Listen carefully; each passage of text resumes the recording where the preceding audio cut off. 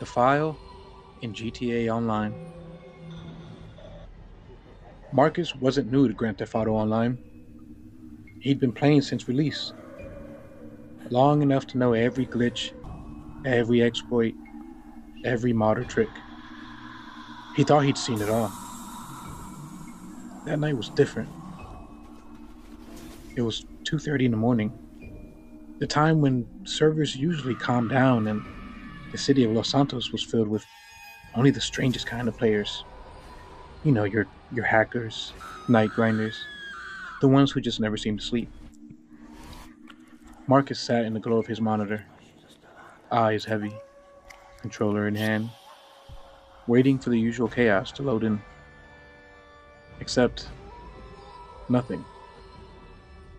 When his penthouse finally appeared on screen, the session list was empty. Not a single player. He'd been dumped into a private lobby. But it didn't say invite only. This was supposed to be a public session. Weird, he thought, but shrugged it off.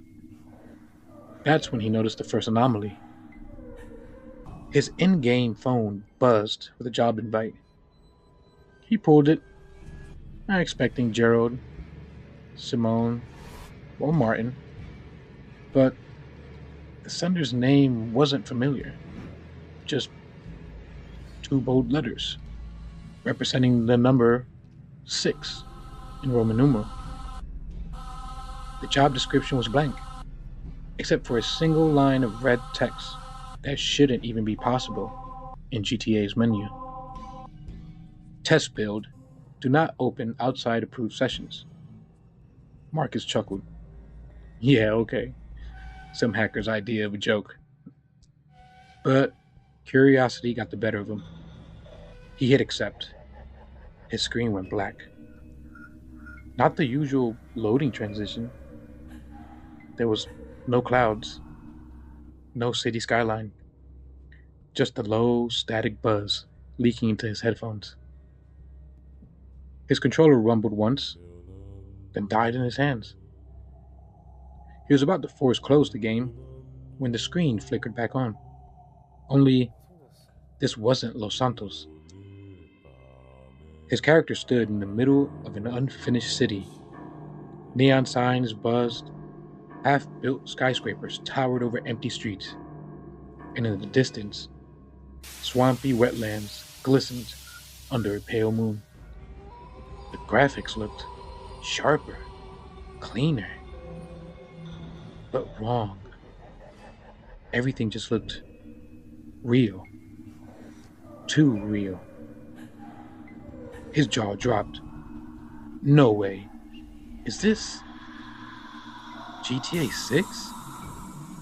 The realization sent a chill through him. He was looking at something no one was supposed to see. But the excitement quickly faded to dread. Marcus noticed there were no other players. No NPCs. At first. Cars drove by occasionally, but they weren't right. Their texture rippled as if something was crawling beneath the skin of the vehicles. Some headlights flickered like eyes. One car slowed down and Marcus swore he saw a distorted face stretched across its hood. The radio stations were just as warped. Whenever he tuned in, he only got static. Voices layered backward, whispers bleeding through. Once, for a split second, he heard a child's laugh, high, shrill, echoing through his headphones, before the static swallowed it. The minimap glitched constantly. Instead of streets and icons, it flashed with strange symbols, eyes, skulls, numbers that changed too fast to read. At one point, the map simply showed a red dot. Marcus turned his character around and saw someone walking toward him. An NPC. A woman in a gray hoodie, her animation stiff Relief washed over Marcus for half a second, until she came close enough to see her face. She didn't have one. No eyes, no nose, no mouth. Just smooth, blank skin stretched way too tight across her skull. She stopped inches from his character, tilting her head like a broken doll. His mic, though muted, crackled with a whisper. Get out. Marcus's heart dropped. He yanked his headset off, but the whisper continued, faintly, like it was coming from behind him in his room. Then another message popped up on screen, not from the player, but from the system itself. You were not supposed to see this. His controller vibrated violently, then disconnected entirely. On his phone, the screen buzzed. A new contact had been added. Rockstar 6. He opened the messages. One by one, they appeared in real time. This build is not for you. You should not be here. They are watching. Marcus's pulse pounded in his ears. He tried to back out the main menu, but nothing. He tried to Alt-Tab, but his keyboard froze. His mouse wouldn't move. The only thing still alive was the game itself.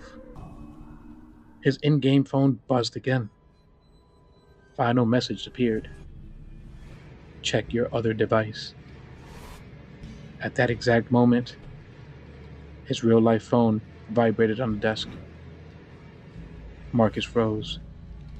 Slowly, with a shaking hand, he picked it up. The notification came from an unknown number. No digits, no name, just a contact ID, 6 in Roman numeral. The message was identical to the one on screen. We warned you. Marcus's lights flickered. The hum of his PC fans grew louder, roaring like an engine. Then the game crashed, and the monitor went black. Marcus exhaled, trying to calm down. Just a mod, he told himself. Just some psycho hacker with too much time. As he reached for the power button, the monitor lit up again. Not his desktop, not the game, but a new feed. Shaky, grainy, and from a first-person view. Marcus noticed the view. It was his room. His exact room, down to the blinking router light and the empty soda can on his desk. The camera was pointed at the back of his head. On the screen, a shadow shifted. Someone standing behind him. Marcus didn't even get the chance to turn around before the feed cut the static. Since that fateful day, no one has seen Marcus online. His crewmates say his account is still there, but always reads offline. Sometimes, late at night, players report strange things in GTA Online. Whole lobbies that suddenly empty, radio stations that play distorted whispers, and a new mission invite from a sender named 6. Those who accept never return to the session. And sometimes, just sometimes, when their game crashes, they say the last thing that they saw on their screen was themselves.